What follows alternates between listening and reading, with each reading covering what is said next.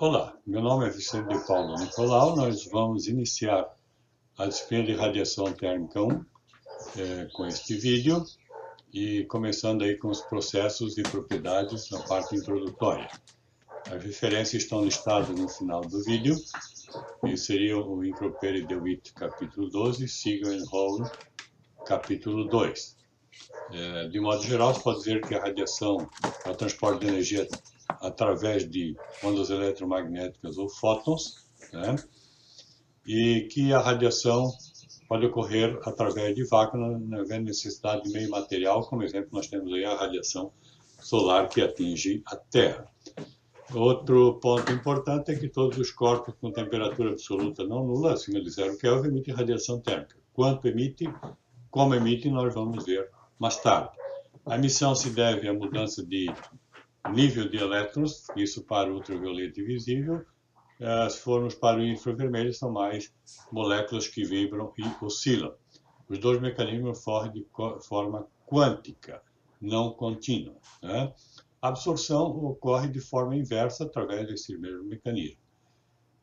Se pode dividir a parte do estudo da radiação em duas partes bem distintas, que seria a radiação entre superfície e a participação do meio, como é o caso dessa disciplina, em que a radiação, a passar de uma superfície a outra, não sofre alteração em sua intensidade, né? Isso ocorre para o vácuo, ocorre para o ar e outros gases em pequenas distâncias, pode considerar assim, né? As superfícies formadas por sólidos apresentam emissão, absorção, e essa propriedade depende da pequena espessura de material. Como exemplo, se nós pegarmos alumínio polido e aplicarmos uma pequena camada de tinta, nós mudamos completamente o comportamento dessa superfície. Ou se simplesmente deixamos oxidar a superfície, o comportamento já se altera.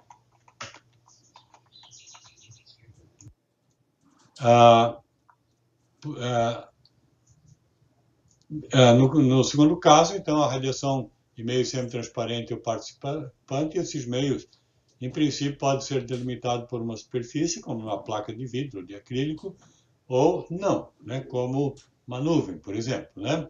Então, como exemplo, nós temos a atmosfera terrestre composta por ar e outros gases, como ozônio, dióxido de carbono, vapor d'água, partículas diversas, carbono, partículas de carbono, cinza, aerossóis, nuvens, que são gotículas de água, que interferem com a radiação solar, né? Então, temos aqui um exemplo do Sol já se pondo, né?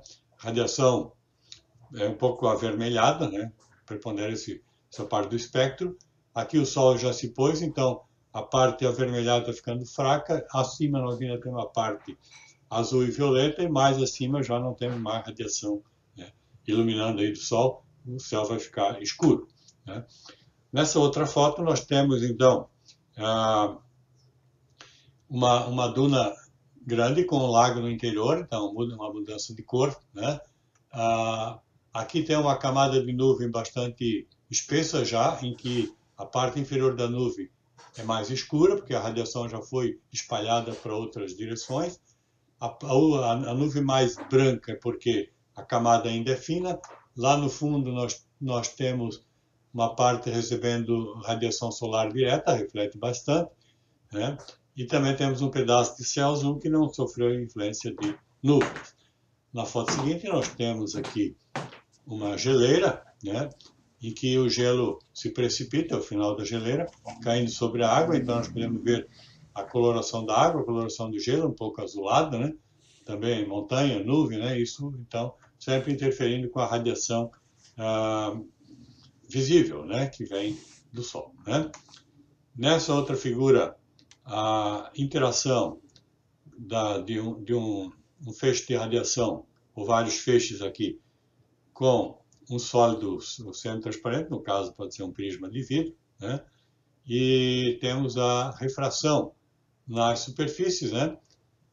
Em que existe uma pequena mudança de ângulo, por causa da mudança do índice de refração.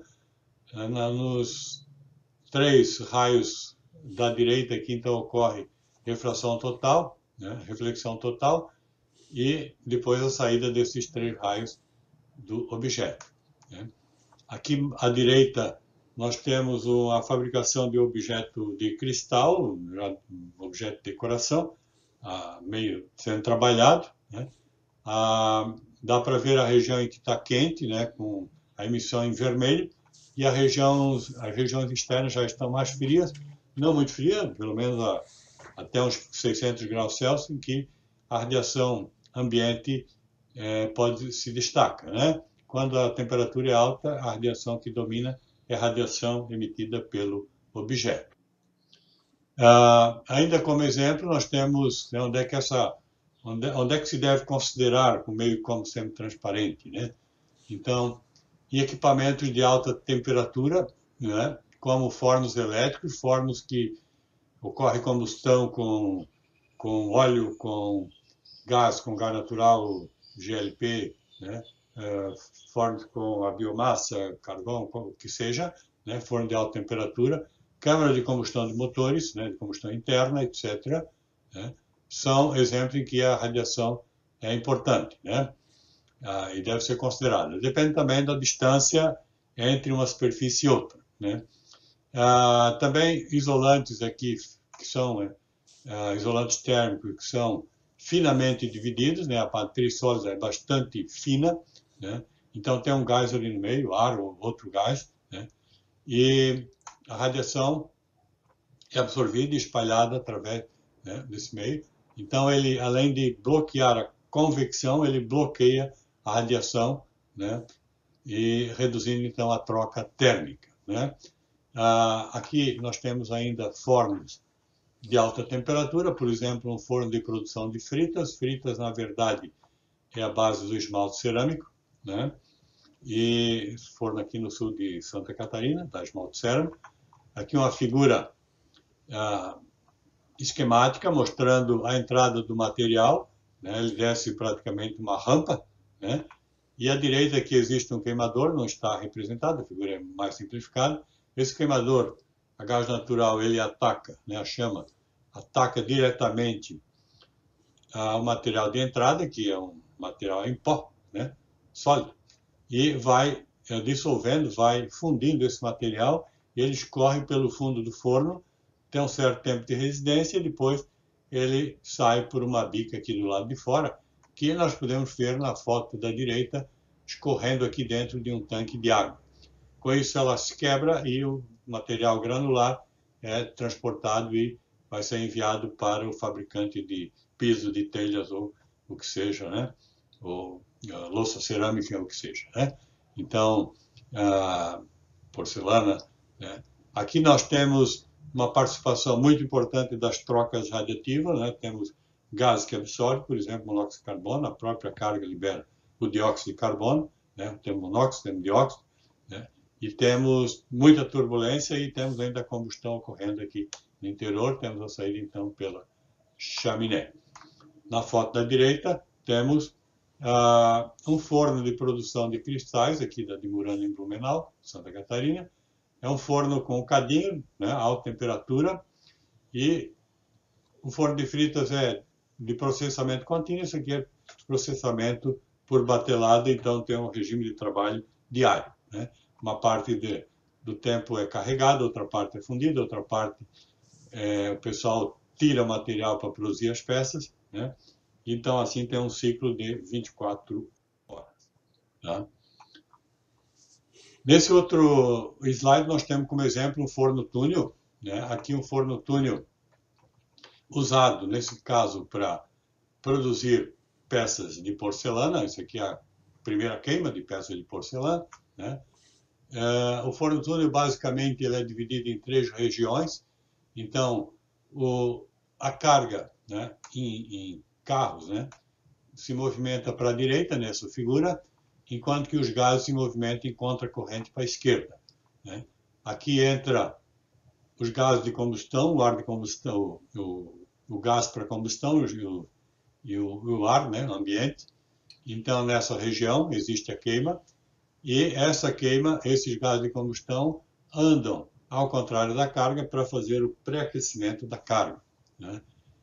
E, ao mesmo tempo, a carga que foi ela entra fria, é aquecida, atinge uma temperatura elevada, ocorre a queima, em seguida ela é resfriada. Esse resfriamento tem que ser lento em certas regiões, né, para evitar a quebra, e o resfriamento então é feito com ar externo. Esse ar então passa contra a corrente, é aquecido, e ele vai ser usado no secador cerâmico, né, que se aplica às peças antes delas entrarem no forno. Nesse caso particular, nós podemos ver aqui uma alta temperatura na região de queima, né, olhando lá do final do forno. Então, apesar da alta temperatura, as distâncias são muito pequenas e não necessariamente nós precisamos considerar o meio semi-transparente, a participação desses gases, né? O mais importante aqui talvez seja a própria convecção que vai fazer o transporte de energia, né, em contracorrente, né, juntamente com a carga, né, pré-aquecendo a carga, ou resfriando a carga, ou pré-aquecendo a carga. Nesse slide seguinte, nós temos um forno de produção de tijolos ou blocos, nesse caso aqui, blocos usados nas lajes, né, horizontais de prédios, né. Então, é um forno da cerâmica Guarani Tijucas, Santa Catarina, e que utiliza como combustível a serragem, né? E a serragem é alimentada pelo teto do forno, né? Esses vagões já estão com a carga queimada, já estão saindo do forno, né? Mas dá para ver que existe um intervalo entre um e outro, e é nesse intervalo que ocorre a queima.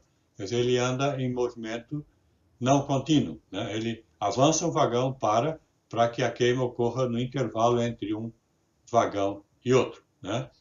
Aqui dá para ver também a zona de queima, né, lá do final do forno. E também nesse caso, apesar da queima com serragem, muito material em movimento, nós podemos fazer uma simulação numérica sem usar a própria radiação, o próprio meio participante, já que as distâncias são muito pequenas, né? E como o forno é muito grande, a malha é muito... um grande número de elementos na malha, não é possível abordar um problema em toda a sua complexidade, né? No slide seguinte, também ainda um forno túnel. Isso aqui está em construção, isso aqui é no sul do estado, em Criciúma, Cerâmica Forjarini. E aqui dá para ver a base do carro, né, a formação dos trilhos, a base do carro, e o isolamento das paredes, né, que foi feito, isso aqui na zona de pré-aquecimento, né? Então, aqui à direita, embaixo, já temos alguns carros montados para entrar no forno, né? Aqui uma janela de observação, onde se pode ver um tijolo passando em alta temperatura. E um detalhe interessante do ponto de vista da radiação é que as cavidades aparentem uma temperatura maior do que a parede do tijolo, e mais tarde nós vamos nos debruçar sobre isso e entender melhor o que está ocorrendo. Voltando à radiação em si, as suas características físicas, ela se propaga no vácuo, como a velocidade da luz. A luz é uma radiação eletromagnética também, né? E quando adentrar outro meio, então, há uma mudança nessa velocidade, né? Quem determina isso é o índice de refração do meio, então a velocidade é reduzida dividindo pelo índice de refração, né? E no caso do ar é praticamente 1, no caso do vidro 1,5, mas ele diminui com o comprimento de onda, depende do vidro, depende da composição. No caso da água, 1,331 para o vermelho, 1,343 para o azul, né?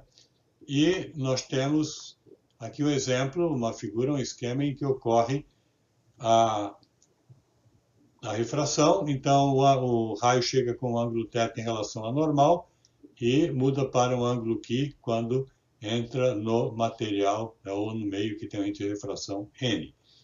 Para isso, nós usamos, para calcular esse ângulo Q, nós usamos a lei de Snell, lá de 1621, né, que colocou a base matemática para esse fenômeno, esse processo, embora isso seja conhecido já de muito tempo pelos árabes, por várias pessoas curiosas de entender o que estava ocorrendo exatamente nessa interface. A figura abaixo mostra, então, que devido a variação do índice de refração, nós temos um fenômeno atmosférico muito interessante, que é o arco-íris, todos já devem ter visto um arco-íris, né?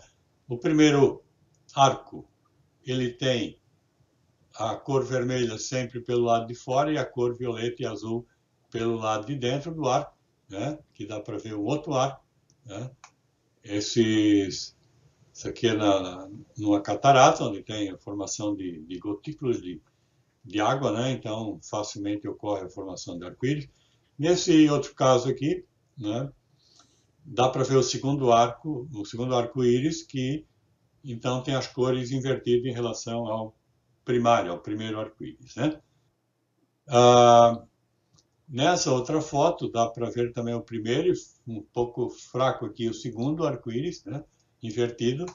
E essas fotos aqui obtidas aí do Wikipedia mostram como é que isso funciona. Então, praticamente, ocorre a refração, depois reflexão, né, no fundo, e depois uma segunda refração. Então, duas refrações e uma reflexão, e mais ou menos aqui tendo um ângulo de 42 graus. Né? Quem vê o arco-íris, ele vê o colorido vindo de várias gotas, né? Não é uma gota apenas, né? Uma gota dá uma cor apenas, né? Aqui, então, essa figura mostra os raios paralelos entrando e os raios saindo, né? Divergentes saindo, né? E, é claro, esse ângulo aqui fica limitado a 40 a 42 graus, né? Neste caso aqui da figura, não está chovendo, porque o céu está azul, simplesmente porque o vento é muito forte e levanta uma névoa, né? Do lago aí, no caso, né?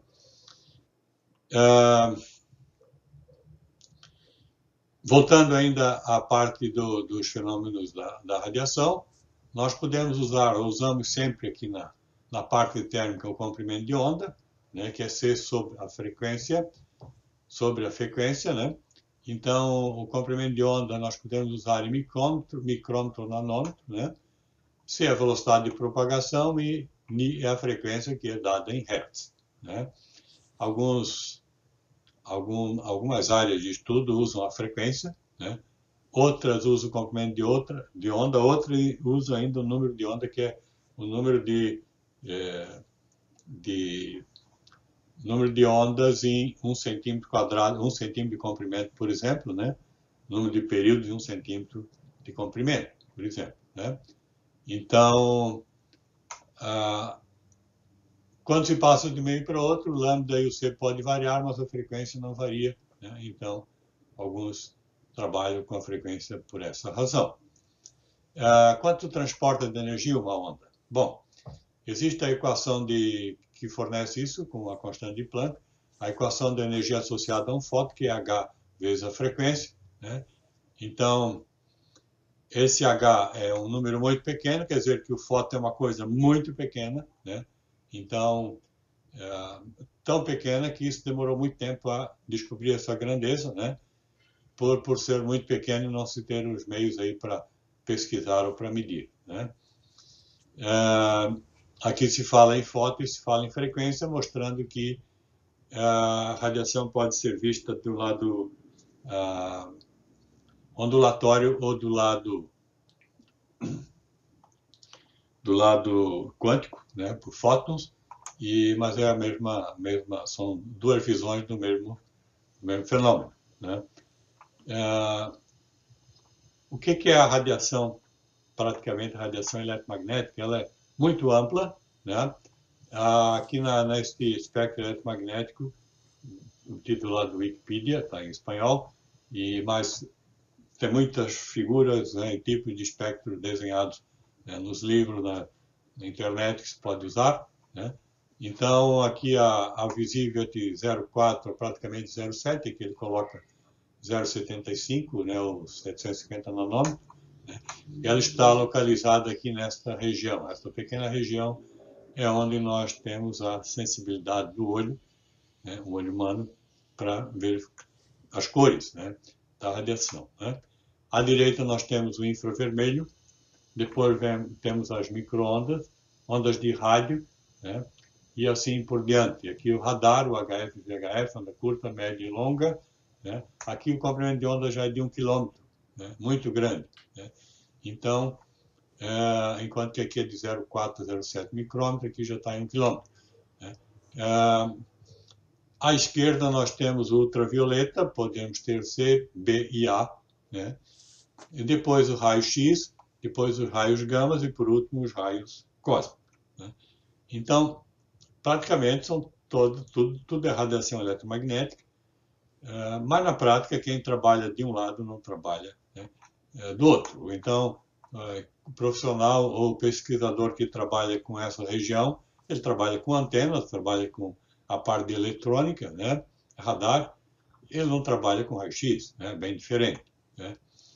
Então, quem trabalha com ultravioleta, raio-x, né, vai ter os instrumentos próprios. Então, você vai fazer uma radiografia, seja no dentista ou no médico, então ele tem lá um equipamento que acelera um elétron, né, através de um campo elétrico, e um campo magnético, ele bate numa placa, e essa placa, então, emite raio-x, né? E você tem lá um detector, uma placa, né, sensível a ele, né? E devido à absorção diferente de partes do corpo, você pode ter uma fotografia do que está ocorrendo, se tem problema nenhum osso e um dente, assim por diante. Desligado o equipamento, desaparece o raio-x, né? Raio gama já é um pouco mais energético, está mais à esquerda, né? Isso aqui é gerado pelo decaimento radiativo de materiais de alto peso atômico, por exemplo, urânio, né, plutônio, rádio, né, césio. Então, para obter isso, tem uma amostra desse material encapsulado no reservatório aí de chumbo, né, que tem uma massa muito grande para não deixar a radiação sair, né, abre uma pequena janela e expõe o objeto a essa radiação, né. Isso pode ser usado para tratamento, né, como cobalterapia, né, tratamentos médicos, pode ser usado para ensaios em soldagem, coisas desse tipo, para tratamento de alimentos, né, e assim por diante, né. Se a fonte não vai ser mais utilizada, basta fechar essa janela e guardar, bem guardado esse material, né. Raio cósmico é um pouco mais difícil, isso tem no ambiente, isso vem do espaço, né, interior do centro da galáxia, por exemplo, né, ninguém sabe exatamente ainda como isso é formado, ele tem uma altíssima energia, ele atravessa qualquer massa, né, então ele está na linha de pesquisa, né, tá muita pesquisa a ser feita ainda. Bom, o que nos interessa nesse caso é que a radiação térmica ela está nessa região central aqui, né? Uma parte de ultravioleta, uma parte do visível, todo visível, uma parte do infravermelho, né? Então, praticamente é de 0,1 micrômetro, né? 0,1 até aqui, né? Está marcado aqui, né? Primeiro 0,1 até 100 micrômetros, até 1000, segundo alguns autores. Aqui depende da temperatura, se for a temperatura ambiente de 100 a 1000 tem muito pouca energia, né? O que chama de UVA, radiação ultravioleta A, de 320 a 400, né, absorvida pela camada de ozônio. Isso é importante do ponto de vista da medicina, porque ela provoca melanoma na pele, né? E UVB, então, de 240 a 320, né? Um pouco menos, né? Está à esquerda, primeiro UVA, depois UVB. E essa é absorvida pela camada de ozônio, né? Parcialmente, provoca bronzeamento e também problemas na pele. A radiação visível, vamos considerar aqui de 400 a 700 nanômetros. Ainda como exemplo, vamos ver um forno de micro-ondas, ele trabalha a 2450 MHz, isso equivale a 2,4510 nanômetros. Se pegarmos a velocidade da luz no vácuo, isso dá 0,122 metros. Isso mostra que a radiação que ocorre no interior do micro-ondas tem um comprimento de 12,2 centímetros. Então, como aquela tela que está na janela do micro-ondas tem pequenos furos, essa radiação não passa. né? Você consegue ver o que tem lá dentro, mas não tem risco, né? Essa radiação não consegue sair e atingir a pessoa que está do lado de fora. Tá?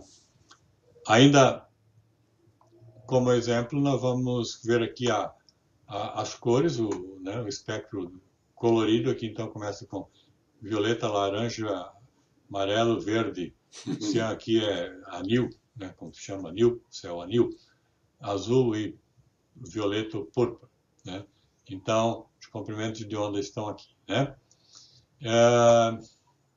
Num prisma, o que ocorre? Então, como foi falado, o índice de refração do vidro diminui com o aumento do comprimento de onda, então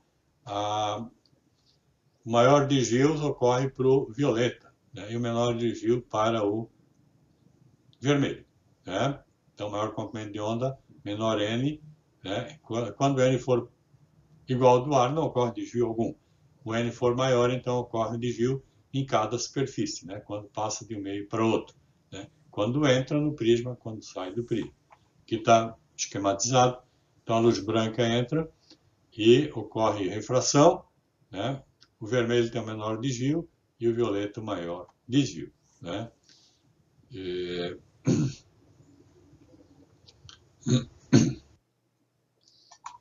Aqui um exemplo de um radiotelescópio, no caso aqui de Arecibo, situado no Porto Rico, né? Atualmente desativado, né? Essa parte aqui não está mais pendurada como está aqui, isso aqui é o centro da parábola, né?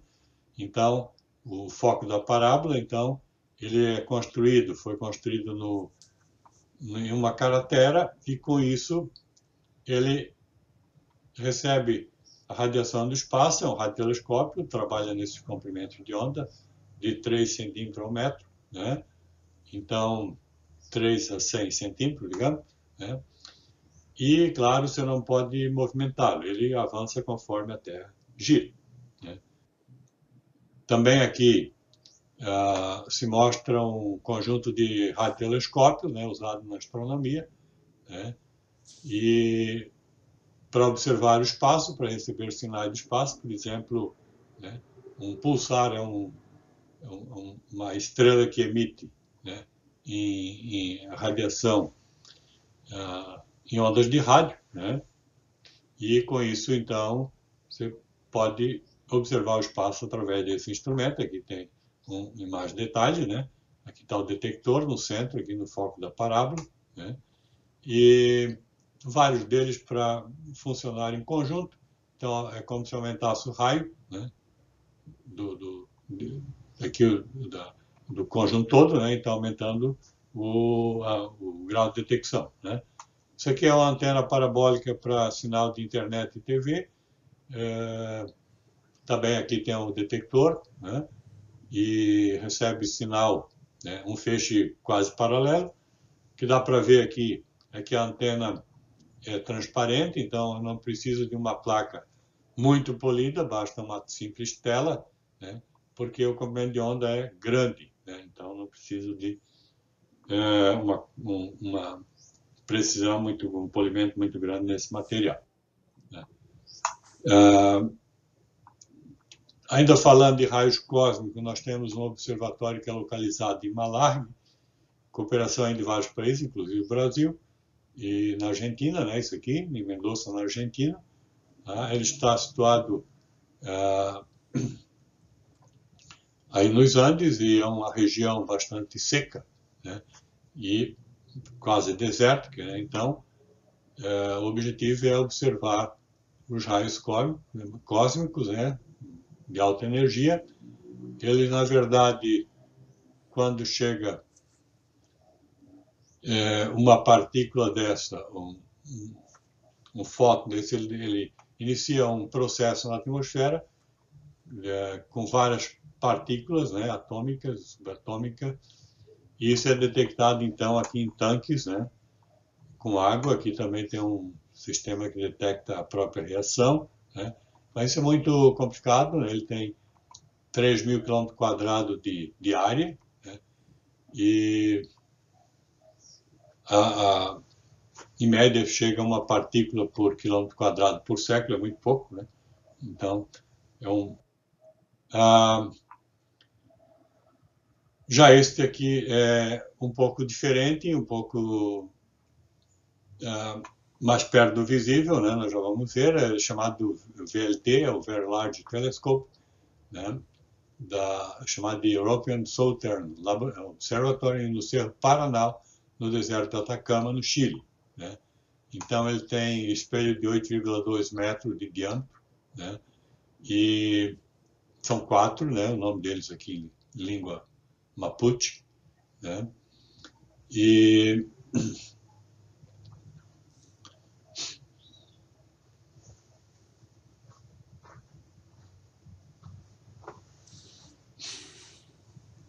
ah, ele tem também uns telescópios auxiliares aqui de 1,8 metros de abertura. Ele trabalha de 300 nanômetros a 20 micrômetros, 0,3 a 20 micrômetros, né? Então, visível, o próximo e o médio infravermelho. Tá? Aqui descreve que isso pode fazer, né? Ele pode trabalhar também em conjunto, os 4, então com isso aumenta a resolução angular, né? Então o conjunto aqui, né, pode adquirir uma resolução angular de 1 milésimo de arco de segundo, né? Então isso permite, por exemplo, detectar um objeto de 2 metros na superfície lunar, né? Um telescópio simples já tem uma resolução um pouco menor, tá?